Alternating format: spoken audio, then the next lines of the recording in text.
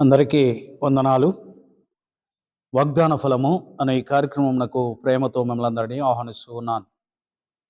దేవుని యొక్క గ్రంథంలోంచి ఇర్మీయా గ్రంథము 15వ అధ్యాయము 5వ వచనములో ఇలాగ వ్రాయబడి ఉన్నది. యెరూషలేమా, నిన్ను కరుణించు వాడెవడు? నీ యందు జాలి చూపు వాడెవడు? ప్రియమైనటువంటి దేవుని బిడ్డ, ఒక పట్టణమును గూర్చి దేవుడు మాట్లాడుతూ ఉన్నాడు. యెరూషలేము పట్టణమును దేవుడు ఎంతగానో ప్రేమించాడు.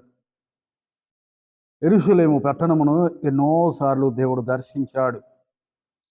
ఆ పట్టణమును దేవుడు ప్రేమించాడు. ఎన్నోసార్లు తిరుగుబాటు చేసినా క్షమించాడు. ఆ పట్టణమును గురించి దేవుడు ఎలాగంటాడు, కోడి తన రెక్కల క్రింద ఎలాగైతే తన పిల్లలను కప్పుతాదో అలాగూ మిమ్మలను నేను ఎన్నోసార్లు కప్పాలని, ఎన్నోసార్లు మిమ్మలను దాయాలని నేను మిమ్మలను పిలిచాను, అయినా మీరు రాలేదు.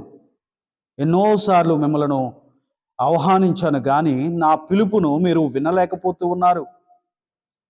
నా పిలుపును అందుకుని నా దగ్గరకు రాలేకపోతూ ఉన్నారని ప్రభు అయినటువంటి యేసుక్రీస్తు వారు సెలవిస్తూ ఉన్నారు. ఇక్కడ చూస్తే దేవుని యొక్క లేఖనం అంటుంది, యెరూషలేమా, నిన్ను కరుణించు వాడెవడు? నీ మీదకి ఉగ్రత వచ్చినప్పుడు, నీకు కష్టము వచ్చినప్పుడు, నీవు శ్రమల్లో ఉన్నప్పుడు నీ మీద జాలి చూపేవాడు ఎవరు? దేవుడే కదా నీకు జాలి చూపాలి. ఆ ప్రభువే కదా నిన్ను కనికరించాలి. ఆ పరమ తండ్రి కదా నిన్ను తప్పించాలి. నీకు సహాయము చేసేవాడు, నిన్ను ఆదుకునేవాడు ఆ దేవుడే కదా అని దేవుని యొక్క లేఖనము సెలవిస్తూ ఉంది. ఈ ప్రాంతంలో ఉన్న ప్రజలు దేవుని యొక్క మాటకు లోబడక, దేవుని యొక్క ప్రేమను, ఆయన చూపినటువంటి కనికరాన్ని, ఆయన ఇచ్చినటువంటి కాపుదలను చాలామంది తెలుసుకొనలేక మాట్లాడుతూ ఉంటారు. ఆ సమయంలో దేవునికి బాధ కలిగి మాట సెలవిస్తూ ఉన్నాడు, నీ మీద జాలి చూపిన వాడు ఎవడో నీకు తెలుసా? నిన్ను తప్పిస్తున్న వారు ఎవరో నీకు తెలుసా అని క్రీస్తు వారు దేవుని యొక్క లేఖనంలో బాధపడుతూ ఆ మాట సెలవిస్తూ ఉంటాడు. నా ప్రియమైనటువంటి స్నేహితుడా, ప్రవక్త అయినటువంటి ఇర్మీయా ద్వారా దేవుడు ఇక్కడ ముందుగా తెలియజేస్తున్నటువంటి మాట, నిన్ను కనికరించడానికి, నీ మీద జాలి చూపడానికి నా కుమారుడైనటువంటి క్రీస్తు ఈ లోకానికి నీ దగ్గరకు రాబోతూ ఉన్నాడని ఆయన ఈ లేఖనం ద్వారా తెలియజేస్తూ ఉన్నాడు. 103వ కీర్తన 13వ వచనంలో చూస్తే, తండ్రి తన కుమారుడి ఎడల జాలి పడినట్లుగా యెహోవా తన యందు భయభక్తులు గల వారి ఎడల జాలి చూపును అని దేవుని యొక్క లేఖనం సెలవిస్తూ ఉంది. ఆయన మన ఎడల జాలి పడుతూ ఉన్నాడు. ఆయన మనలను చూస్తూ మన జీవితమును గూర్చి, మన బాధలను గూర్చి, మనకున్నటువంటి శోధనల గూర్చి ఆయన మనలను గురించి ఆలోచన చేస్తున్నట్లు ఇక్కడ వ్రాయబడి ఉన్నది. ప్రియమైన దేవుని బిడ్డ, ఒక సర్కస్ జరుగుతూ ఉందంట. ఆ యొక్క సర్కస్సులో ఒక తాడు, ఎత్తైనటువంటి స్థలంలో తాడు కట్టి దాని మీద ఒక చిన్న బిడ్డను నడిపిస్తూ ఉన్నారంట. అందరూ ఆశ్చర్యపోతున్నారు. ఆ బిడ్డ ఏమో చిన్నగా ఉన్నది, ఎంతో ఎత్తైనటువంటి ఆ స్థలంలో ఆ తాడు కట్టబడి ఉన్నది. మరి ఆ తాడు మీద ఆ చిన్న బిడ్డ భూమి మీద నడిచినట్టుగా ఏ భయము లేకుండా నడుచుకుంటూ వెళ్ళిపోతూ ఉంది. దానిని చూస్తూ చాలామంది క్రింద ఉన్నటువంటి వారు క్లాప్స్ కొడుతూ, పొగుడుతూ, కేకలు వేస్తూ ఉన్నారు. ఆ సమయంలో ఆ బిడ్డ ఈ యొక్క ప్రక్క నుంచి ఆ ప్రక్క వరకు కూడా ఆ తాడు మీద నడుచుకుంటూ వెళ్ళిన తర్వాత, ఆ చిన్న బిడ్డ క్రిందకు వచ్చిన తర్వాత ఒక వ్యక్తి అడిగాడు, అమ్మా, నీవంతా ఎత్తునకు వెళ్ళావే, నీకు భయం లేదా?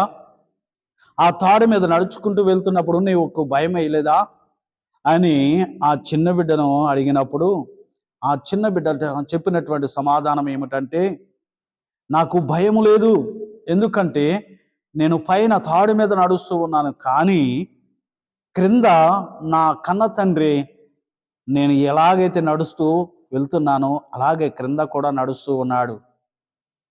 నేను పైన మరి ఒక కట్టెను పట్టుకుని నడుస్తూ ఉన్నాను, కానీ నా చేతిలో క్రింద మాత్రము నా తండ్రి తన చేతులను చాపే ఉంచాడు. నేను పొరపాటున ఎక్కడైనా జారి పడిపోతే నా కాలు గాని జారి క్రింద పడిపోతే నన్ను పట్టుకోవడానికి, నన్ను కాపాడడానికి నా తండ్రి ఎప్పుడు నాతోనే నడుస్తూ ఉంటాడు. నేను తాడు మీద నడుస్తూ ఉంటాను, కానీ నేను ఎక్కడ ఉన్నానో నా తండ్రి కూడా అక్కడికి వస్తూ ఉంటాడు. కనుక నాకు భయం లేదు అని చెప్పింది. ప్రియమైన దేవుని బిడ్డ, మన దేవుడు మనలను కూడా అలాగే కాపాడుతూ ఉన్నాడు. నీవెక్కడ ఉన్నా ఆయన నీతోనే ఉంటూ, నిన్ను కాపాడడానికి ఆయన చేతులను చాపుచు, నిన్ను రక్షించడానికి, ఏ అపాయంలో చిక్కబడకుండా నిన్ను తప్పించడానికి ఆయన నిన్ను గూర్చి ఆలోచన చేస్తూ ఉన్నాడు. నీ వైపే ఆయన చూస్తూ ఉన్నాడు. నీ కొరకే ఆయన ఆలోచన కలిగి ఉన్నట్లుగా దేవుని యొక్క లేఖనము సెలవిస్తూ ఉంది. ప్రియమైన దేవుని బిడ్డ, ఆయన మనలను గూర్చి చింతించుచున్నాడని లేఖనములో మనం చూస్తూ ఉంటాం. ప్రియమైన దేవుని బిడ్డ, మన తండ్రి గొప్పవాడు. ఈ లోకంలో ఉన్నటువంటి ఒక తండ్రికి ఎంత ప్రేమ ఉంటే, ఈ లోకంలో ఉన్నటువంటి ఒక తల్లికి ఎంత ప్రేమ ఉంటే, పరమ తండ్రి మన దేవుడు మనలను తయారు చేసుకున్నటువంటి వాడు, మనలను తన చేతుల్లో చిక్కుకున్నటువంటి వాడు, ఆయనకి ఎంత ప్రేమ ఉంటుంది. అయితే ఆయన మన ఎడల జాలి చూపుతూ ఉన్న కొన్నిసార్లు ఆయన చూపే ప్రేమ, ఆయన మన పట్ల చూపుచున్నటువంటి దయ మనము అర్థము చేసుకోలేకపోతూ ఉన్నాం. హోషేయ గ్రంథంలో 1:7 అయితే యోధా వారి ఎడల జాలిపడి రక్షణ కలుగజేస్తానంటున్నాడు దేవుడు. నా ప్రియమైనటువంటి స్నేహితుడా, మన జీవితాల్లో ఆయన జాలి చూపి మనకు తన సహాయమును దయచేయడానికి ఆయన సిద్ధముగా ఉన్నాడు.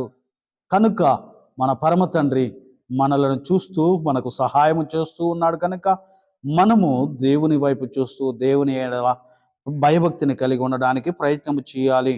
ఒక తండ్రి కుమారుడు పట్ల జాలి చూపినట్లుగా దేవుడు మన పట్ల తన ప్రేమను చూపుతూ ఉన్నాడు. నీవు నేను ఆయన కుమారులము, కుమార్తెలము.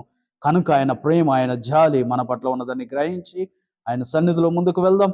ఇంకా దేవుడు తన ఆశీర్వాదం ఇచ్చి మనకు తన జాలిని, తన ప్రేమను, తన కనికరాన్ని, తన కృపను మనకు ఇచ్చి మనల్ని బలపరుస్తాడు. అటువంటి ధన్యత దేవుడు మనకు అనుగ్రహించి నడిపించును గాక. ఆమేన్.